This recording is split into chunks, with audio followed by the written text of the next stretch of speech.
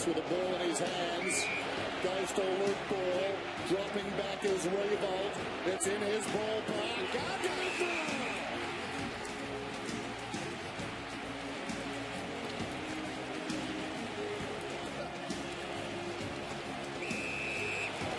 The giant from the west. The lead up to that game was unlike any other home and away game I've been a part of. A pretty unique circumstance, both teams being 13-0. And it was huge. I think there was something in the paper every day, about different matchups leading into the game. And really for both teams by that stage, we knew we were going to be playing finals football. So it was a really interesting dynamic, but the build-up was massive. Both sides in their peak, and both sides have been compared to each other for so long. Through the 2001 Super Draft when they got Ball and Dalsano, Clark, and we got Bartel, Johnson, Kelly. It was built up like a final. Yeah, I don't know if it had ever been done before, but two sides unbeaten by round 14 was incredible.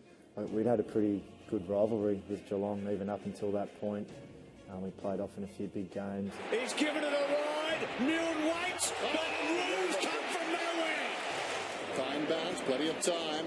Short one, half volley. Dawson goes back to Blake. Barco's got him. He's taking it all in. Mark Thompson, the kick inside the 450. Terrific, Mark Bartel. Every little contest, the consequences of, of every little thing, there was a tackle on a missed mark, or, you just got hurt every time. It was the two high skill sides that played footy the hardest, and still probably the best game that I've played in until today. That's what you love, playing in those sort of games, those high pressure, high intensity games, and it was.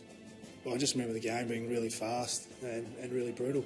But it's still in, I think myself and a lot of players' mind, still the best game of football. We're like standard, the way the game was played, style, everything that we've played in. As far as a football, like pure football point of view, it's still the best game we've played in. Montagna, always dangerous with the ball in his hands. Goes to loop ball. Dropping back is Revolt. It's in his ballpark.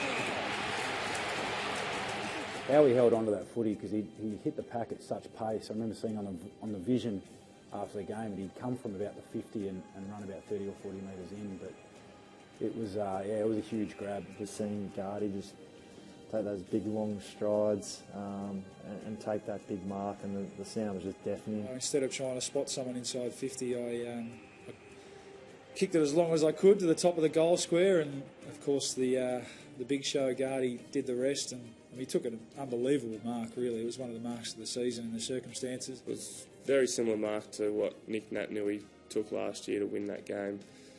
He flew over the top in a pack, plucked the mark. A mark that he should have never taken, I don't think. I think he closed his eyes, but he was in some great form that day and pulled it down. Michael Gardner, the bugger, lives in Port Melbourne next to me now, and he was best on ground, clearly. Rucked all day and pushed forward hard and kicked goals, and that one at the end was just enormous. I would have been proud of it if one of my players had taken it. It was fantastic. The giant from the west. The cat is down. He hasn't moved. Well, he is moving slightly. That's Harry Taylor. I was in the pack, so I remember I was in the pack, and Harry Taylor was on me, and Nick sort of come across from the side, and the first thing I noticed was that Harry was on the ground and had hardly moved. I think Nick's elbow might have collected him on the way through. One of our other ruckmen unfortunately couldn't get some body on him, and he flew and bang, got me flush on the corner of the head, and I was out before I hit the ground. I remember waking up in the change rooms, and it's interesting how you react to concussion. For me, I just kept going over the same questions all the time. I kept asking the trainers, did we win? I'd say we lost. How many goals did Rewalt kick? And they'd say 3. And 20 seconds later, did we win? How many goals did Rewalt kick? And this went on for about 5 minutes. And then Cameron Mooney walked in and said we actually won, and then Rewalt had kicked 10.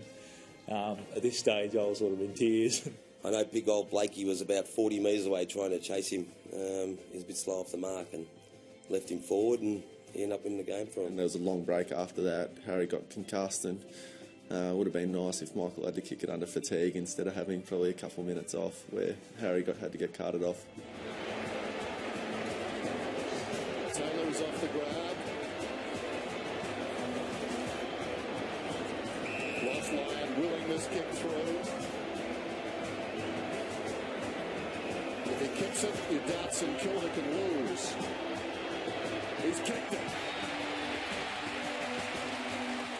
He gave a little fist pump and the tongue out, and I don't think it was intended for anyone. I think it was just the emotion of knowing the impact that he'd made in that game and his contribution. I remember sort of looking at some of the other Geelong guys, when scores were level a few times, and we're almost sort of laughing about it because we knew how big the build-up had been, and the fact that we were tied, level so deep into the game, it was almost sort of comical. But the crowd noise was, that's the loudest I've ever heard a crowd at Etihad Stadium. It was a great atmosphere. Yeah, I just remember it being relief. I just remember we didn't really celebrate, really. I think everyone was just too exhausted and just knowing that you've just been part of a pretty special game. It was an awesome game. Probably the best home and away game I've been involved in, no doubt. Close to the boundary line. Gardner rises like a colossus. We talked about him before the game. Attack them at their weakness. For the 1 month it's been okay. St Kilda win.